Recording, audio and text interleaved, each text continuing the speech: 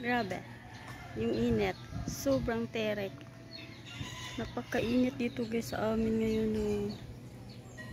Sunog yung ano mo dito.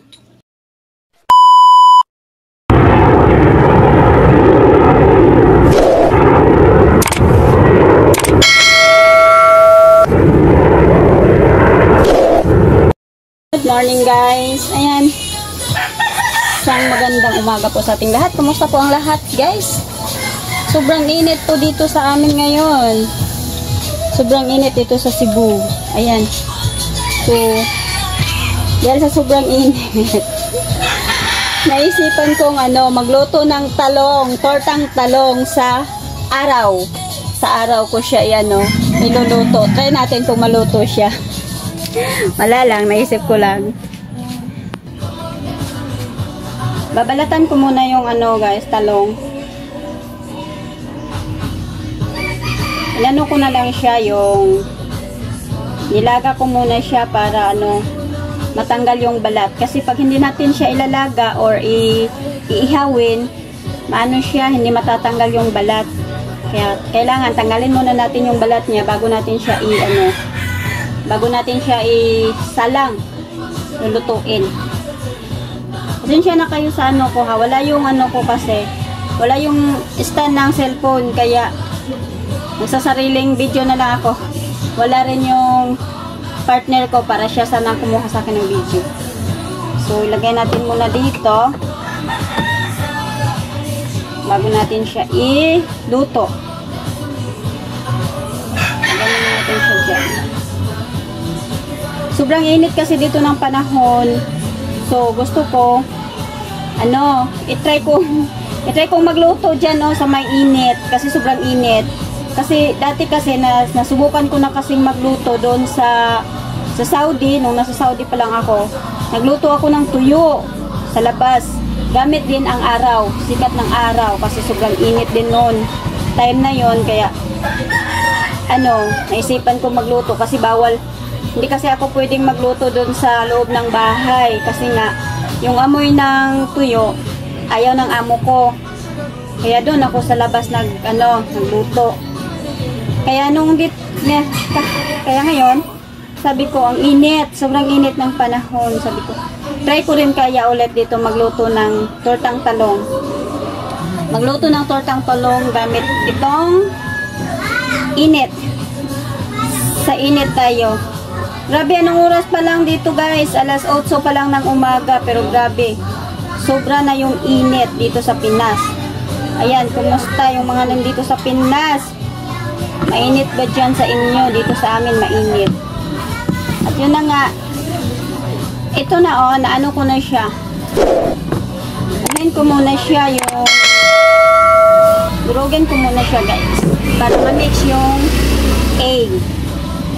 Para ma-mix yung egg niya, kailangan natin siyang anuhin muna natin siya. Yung hiwain para maano yung egg. Mas maganda kasi pag siya, yung halo talaga yung egg niya para mas maganda, di ba? Kaya anuhin natin siya. Gamitan na lang natin siya ng kutsilyo. Ayan. Siyempre, imimix na natin siya dito. Tingnan natin kung anong lasa nito, guys. Kasi bagay, masarap ito. Talong. Tortang talong. Iluluto natin siya sa init. Abangan nyo, guys. Pero ko muna siya, ibababad ko muna siya bago natin siya isasalang. Pero lalagyan ko pa rin siya ng oil, yung ating kawali. Ayan. At syempre, habang hinihintay ko muna na mainit yung kawali, kasi binilad ko muna yung kawali, kain muna tayo ng saging. Tingnan nyo guys, ang init. Ayan na, binilad ko muna yung kawali. Painitin muna natin. Sobrang init, Ayan na. Yung araw. Sobrang tirik ng araw dito guys.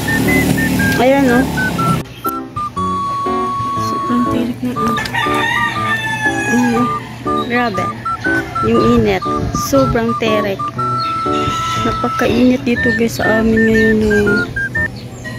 Sunog yung ano mo dito. Sunog yung mukha mo dito. Sa sobrang init. Yan o. Sunog na nga ako sa sobrang init dito. So, ayan. So, mainit na siguro yon, no? Tingnan ko muna kung mainit na ba yun. Hindi pa siya mainit, guys. Anuhin muna natin. Tayin muna natin siyang uminit ng mainit. A few moments later. At mainit siya, lagyan natin siya ng oil.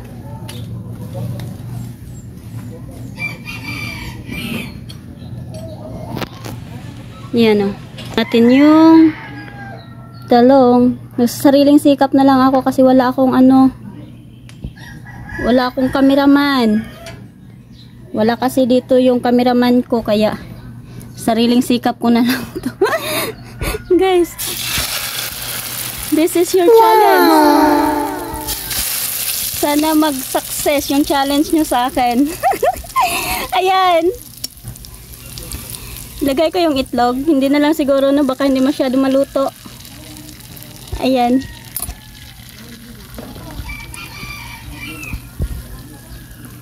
Grabe, init. Kumukulo na siya, guys.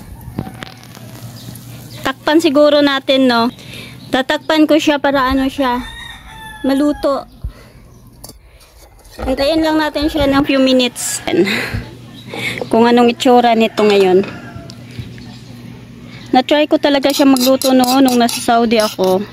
Tuyo din yung niluto ko doon. Kasi bawal kasi doon sa ng amo ko doon sa loob. Yung magluto ka ng tuyo sa loob ng bahay kasi yung amoy. Pero sobrang init talaga yun doon sa disyerto kasi ganyan siya. Wow. Ganyan yung itsura niya pag hindi siya niluto sa pag hindi siya niluto sa apoy. Yan, sa lang siya, sa araw. Kasi sobrang init dito sa amin, oh. Ayan, oh. Sobrang init. Ayan. Tatakpan natin siya kasi may alikabok. Baka lagyan ng alikabok. Ayan, syempre habang hinihintay natin siya doon na uminit, kasi natin siya, binaliktad ko na siya. So, dito muna ako, magpahangin muna ako. Sobrang init, guys. Grabe. Sobrang init talaga, as in, sobrang init. Kaya makikita nyo yung kaibahan ng niluto sa araw or sa apoy. Kasi pag yung niluto mo sa apoy, sa kalan is siya, brown. Brownish siya, mag-brown siya. So pag niluto mo lang siya sa araw, ganun yung kulay niya. Tinakpan ko lang siya para hindi siya malagyan ng alikabok kasi maalikabok kasi dito sa amin dahil nga sa tuyong-tuyo yung namin dito lupa. Kaya hintayin lang natin siya ng few minutes, guys. Siya ulit. Huwag mong subukan. Wala po siyang apoy, ha. Masisira Ayan, ang buhay mo. Pinatong ko lang siya para hindi maano sa pinatong ko lang siya para hindi madikit yung kawali sa natin sa lupa. Ayan siya, oh. Yan yung itsura ng niluto lang siya sa araw. Ayan.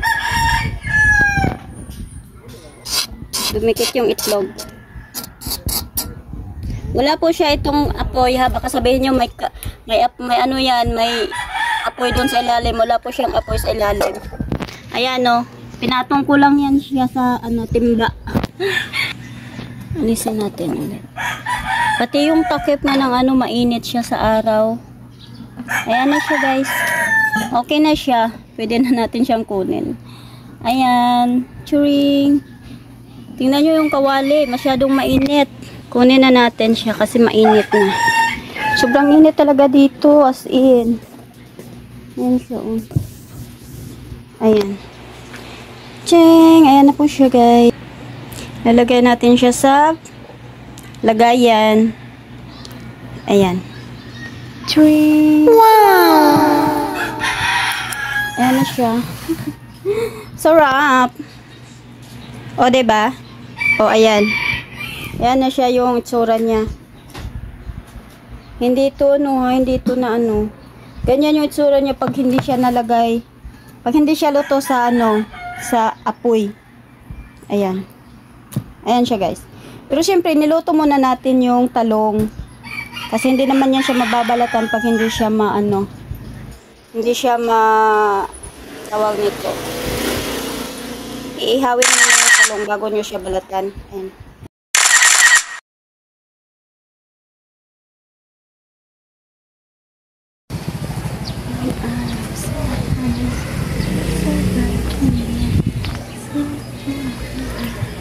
Okay, guys. Sobrang init.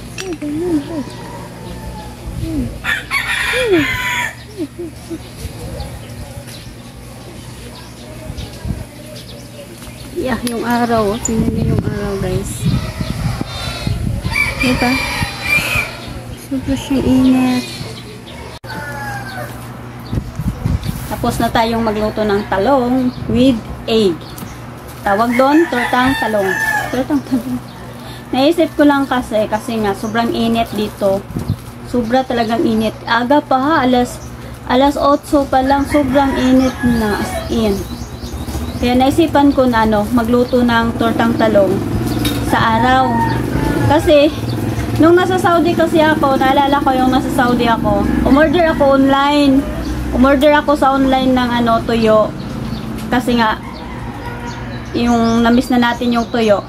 Pero sa sobrang mahal kasi hindi natin afford masyado dahil kung dito sa atin sa Pinas is nasa 300, 1 kilo na ata yun. Pero pagdating mo dun sa ibang bansa, pag orderan mo kasi yun online, tatakbo na yun ng 1,000.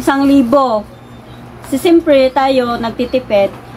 Kahit gustuhin man natin kumain, siyempre hindi natin yun mas pipiliin na lang natin na tiisin yung hindi natin kainin yung gusto natin kainin kasi nga para sa pamilya.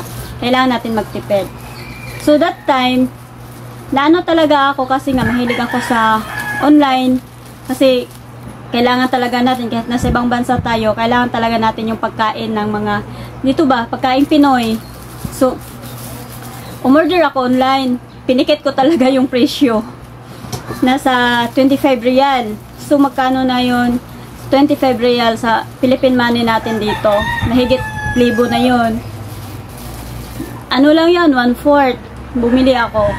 So, dahil nga sa hindi ako makapagluto doon sa loob ng bahay ng amo ko, kasi nga yung amoy ng tuyo, doon ako sa labas, doon sa may laundry namin, kasi sobrang init din yun.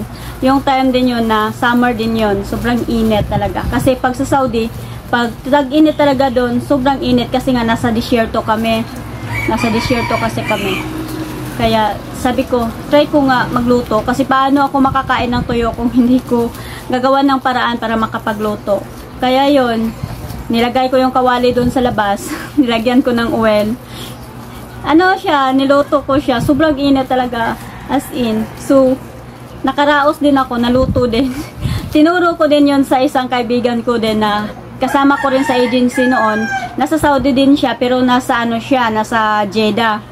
So sabi niya, ate, may tuyo ako dito, pero paano ko siya lulutuin kasi ayaw ng amo ko yung amoy kasi nasa 2nd floor sila.